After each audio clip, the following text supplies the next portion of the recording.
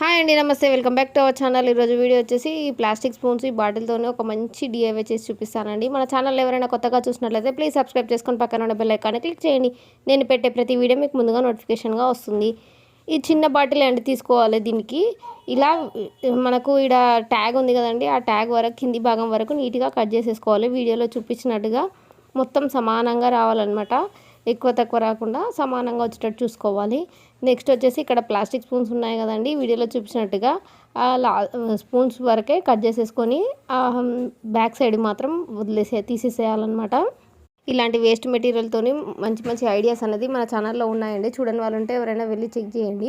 ఈ విధంగా స్పూన్స్ అన్ని కింది భాగం అంతా కట్ చేసుకున్న తర్వాత వీడియోలో చూపించినట్టుగా ఇక్కడ గ్లూ అప్లై చేసి మనం కట్ చేసుకున్న బాటిల్కి స్టిక్ చేసేసుకోవాలి. చూడండి, మొత్తం కొంచెం పై వరకు వచ్చేటట్టు స్టిక్ చేసుకోవాలి. బాటిల్కి సమానంగా ఏం అవసరం లేదు, ఇంకా స్పూన్స్ అనేటివి కొంచెం హైట్లో ఉండేటట్టు స్టిక్ చేసుకోవాలి.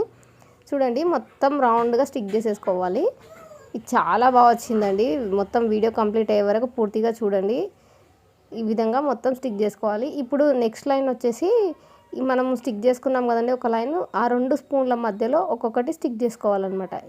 చూడండి, ఒకసారి మీకు చెప్పిన దానికంటే వీడియోలో చూసింది చాలా బాగా అర్థమవుతుంది అనమాట. చూడండి, ఈ విధంగా మన బాటిల్ ఎంత ఉందో అంతవరకు అన్ని లైన్లు స్టిక్ చేసేసుకోవాలి. ఇది రెడీ చేయడానికి ఎక్కువ టైం కూడా పట్టదండి. దీనికి 2 ఐటమ్స్ కావాలి, plastic bottle and plastic spoons అనమాట. ఈ 2 ఉంటాయి, మన డిఐవై అనేది కంప్లీట్ అవుతుందన్నమాట. చాలా సింపుల్ ఇది రెడీ చేసుకోవడం కూడా.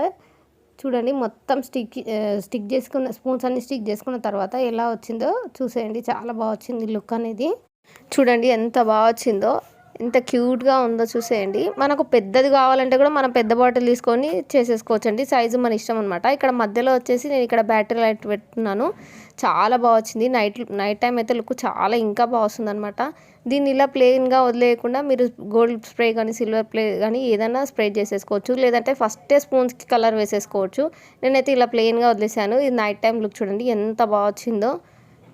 ఇది వచ్చేసి ల్యాంప్ హోల్డర్గా కాకుండా ఫ్లవర్ వాజ్ లాగా కూడా యూజ్ చేయొచ్చు అండి. మల్టీపర్పస్గా యూజ్ చేయొచ్చు.